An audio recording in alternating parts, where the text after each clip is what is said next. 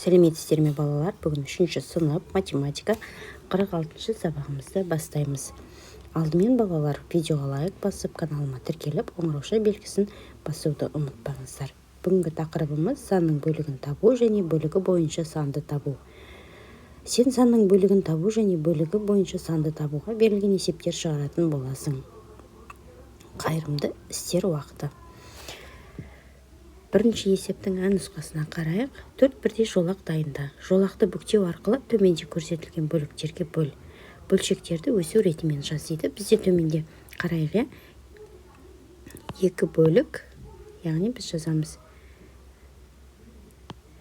2-ден 1, 3-ден 1, 4-ден 1 және 6-дан 1. Енді осы бөлшектерді өсу ретімен жазайық. 6-дан 1, 4-ден 1, 3-ден 1. Бірінші есептің ән нұсқасына қарайық. Сөйлемдерді толықтыр.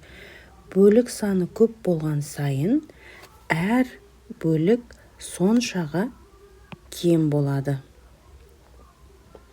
Санның бөлігін табу үшін осы санды берілген бөлік санына бөлу қажет.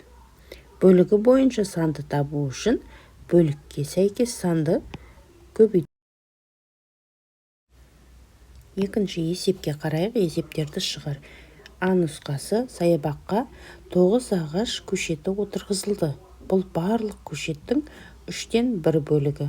Барлығы қанша көшет отырғызылуы қажет? Жазамыз. Көшеттердің 3-тен 1 бөлігі 9 көшет. Барлығы қанша көшет екенін табу үшін 9-ды 3-ке көбейтеміз. 27 шықты. Сонда барлығы 27 көшет. Екінші есептің ән нұсқасына қарайық. Саябаққа 27 көшет отырғызылды. Оның 3-тен 1 бөлігі терек. Қанша терек отырғызылды? Жазамыз. Барлығы 27 көшет. Көшеттердің 3-тен 1 бөлігі терек. Бізде соның қанша көшет екенін табуымыз керек. Сонда біз 27-ні 3-ке бөлгенде 9 шығады. 9 терек отырғызылды. Үшінші есеп есепте. 20-ның 4-тен 1 бөлігі, яғни 20-ны бөлеміз 4-ке, көбейтеміз 1-ге, тең 5 болады. 20-ның 4-тен 1 бөлігі 5 екен. Келесі 18-дің 2-ден 1 бөлігі 9 екен. Яғни 18 2-ге бөлеміз, 1-ге көбейтеміз. 6 бұл қандай санның 3-тен 1 бөлігі? Оны табу үшін біз 6-ны 3-ке көбейтіп 1-ге бөлеміз, сонда 18 саны шығады. Сонда 6 бұл 18 санының 3-тен 1 бөлігі. Келесі 7 бұл қандай санның ширегі? Ширегі дегеніміз 4-тен 1 бөлігі деген мағынаны береді. Сонда оны табу үшін 7-ні 4-ке көбейтіп 1-ге бөлеміз, сонда 28 шығады. 7 бұл 28 санының ширегі екен. Келесі 27-ның 3-тен 1 бөлігі 9 екен. Яғни 27-ні 3-ке бөлеміз, көбейтеміз 1-ге, сонда 9 шығады. 36-ның 4-тен 1 бөлігі. 36-ны 4-ке бөліп 1-ге көбейтеміз, 9 саны шығады. Келесі 9 бұл қандай санның жартысы? Яғни жартысы дегеніміз 2-ге көбейтеміз. 9 2-ге көбейтіп 1-ге бөлеміз, сонда 18 шығады. 9 бұл 18 санының жартысы. Келесі 5 бұл қандай санның 3-тен 1 бөлігі? Оны табу үшін 5-ті 3-ке көбейтіп 1-ге бөлеміз, сонда 15 саны шығады. 5 бұл 15 санның 3-тен 1. Төртінші есеп есепте. 45-тің 5-тен 1 бөлігі. Біз оны табу үшін 45-ті 5-ке бөлеміз, 1-ге көбейтеміз.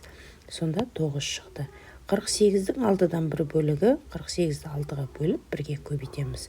Сонда 8 шығады.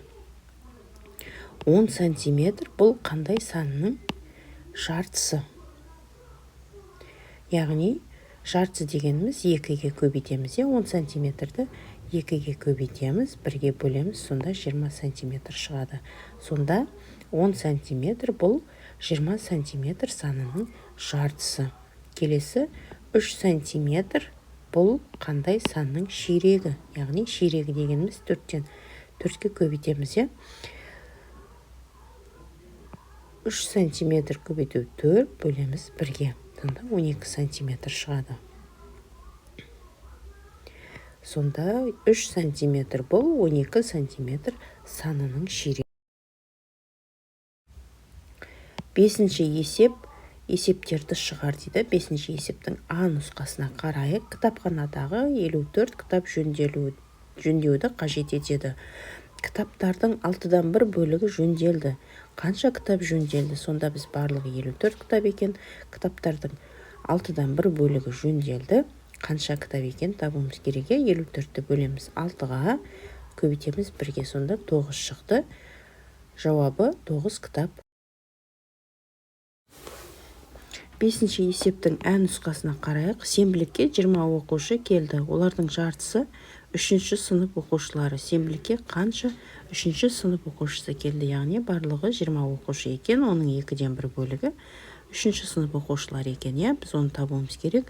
Сонда 20-ны 2-ге бөлеміз, 1-ге көбейтеміз. Сонда 10 шықты. Жауабы сенбілікке 10 3-ші сынып оқушылары. 5-ші есептің Б нұсқасына қараймыз. Жер теліміне 8 ағаш көшеті отырғызылды. Бұл барлық көшеттің 4-тен 1 бөлігі. Енді неше көшет отырғызу қажет? Көшеттердің 4-тен 1-і 8 ағаш көшеті. Қалды қанша көшет? Біз бірінші 8-ді 4-ке көбейтіп 1-ге бөлеміз. Сонда 32 шықты. Енді бізде 32-ші қанша қалған табу үшін 32-ден азайтамыз 8-ді, сонда 24 шықты. Енді 24 көшет отырғызу қажет. 5-ші есептің В нұсқасына қарайық. Сыныпта 9 бала спортпен шұғылданады. Бұл барлық оқушылардың 3-тен 1 бөлігі. Сыныпта қанша оқушы бар? Оқушылардың 3-тен 1 бөлігі 9 бала. Барлығы қанша оқушы екенін табуымыз керек. Сонда 9-ды 3-ке көбейтеміз. Сонда 27 шықты. Жауабы сыныпта. 6-шы есеп. Ұзындығы мынандай кесінділер сыз дейді. А нұсқасына қарайық. 1 дециметрдің жартысы. Яғни 1 дециметр дегеніміз ол 10 сантиметр. 10 сантиметрді 2-ге бөлсек, сонда бізде 2-ге бөліп 1-ге көбейтеміз, сонда бізде 5 сантиметр шығады. 1 дециметрдің жартысы бізде 5 сантиметр екен. Сызғыштың көмегімен 5 сантиметр кесінді сызамыз. Енді Ә нұсқасына қарайық. 1 дециметрдің 5-тен 1 бөлігін табамыз. 1 дециметр дегеніміз бізде 10 сантиметр. 5-те 1 бөлігін табу үшін 5-ге бөлеміз, 1-ге көбейтеміз. Сонда бізде 2 сантиметр шығады.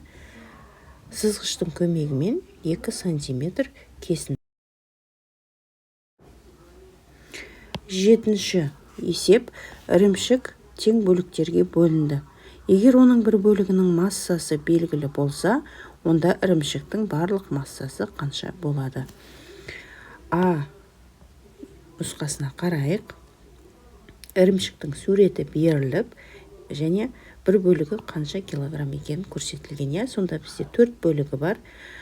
Ірімшіктің 4-тен 1 бөлігі 2 килограмм. Барлық массасын табуымыз керек. Яғни бізде мына бөлігі де 2 килограмм, 2 килограмм, 2 килограмм. Яғни 4-ті 2-ге көбейтеміз, бөлеміз 1-ге. Сонда бізде 8 шықты. Ірімшіктің барлық массасы 8 килограмм болады. Ә нұсқасына қарайық. Ірімшіктің 8-ден 1-і 1 килограмм, яғни 8-ге бөлінген, яғни бір бөлігі 1 килограмм екен. Барлық массасын табуымыз керек. 1-ді 8-ге көбейтеміз және бөлеміз 1-ге. Сонда 8 килограмм болады. Ірімшіктің барлық массасы 8 килограмм болады екен. Б нұсқасына қарайық. Ірімшіктің 3-тен 1-і 3 килограмм екен, яғни 3 бөлікке бөлінген 3 килограмм. 3 килограмм. Барлық массасын табу үшін 3-ті 3-ке көбейтеміз, бөлеміз 1-ге, сонда 9 шықты. Ірімшіктің барлық массасы 8-ші есепті қарайық, теңдеулерді шеш дейді. Бірінші, 1000 азайту x тең 35 қосу 6 көбейту 8. Енді осыны ары қарай жалғастырамыз. 1000 азайту x тең 35, 6-ны 8-ге көбейтсек 48. Енді 1000 азайту x тең 35-ке 48 қоссақ 83 болады. X тең 1000 азайту 83. Сонда x-тің мәні 917-ге тең. Енді біз x-тің орнына 917-ні қосып жазамыз. 1000 азайту 917 бізде 83 шығады. 35 қосу 6 көбейту 8, 83 шығады.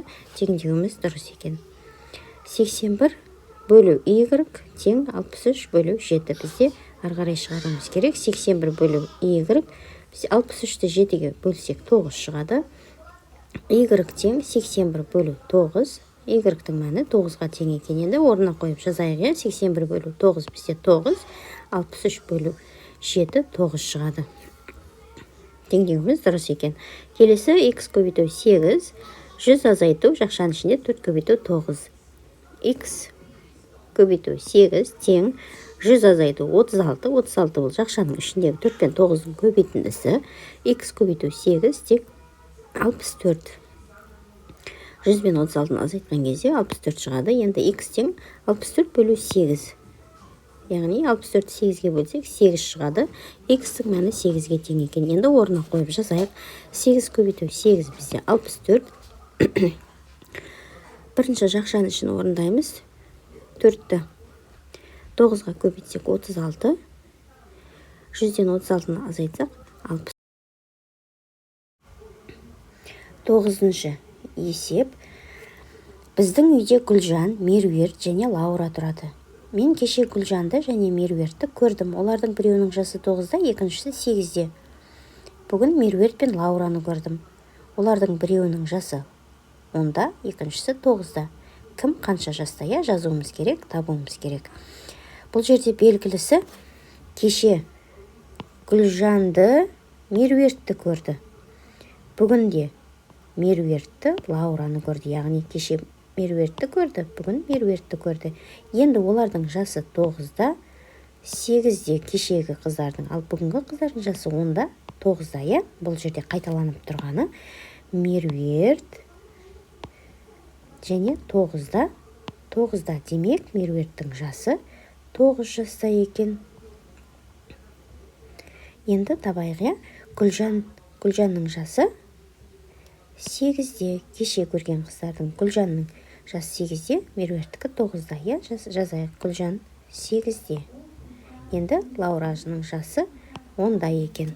Жауабы Гүлжан 8 жаста, Меруерт 9 жаста, Лаура 10 жаста деп жазамыз. Осымен бүгінгі сабағымыз аяқталды. Келесі сабақта кездескенше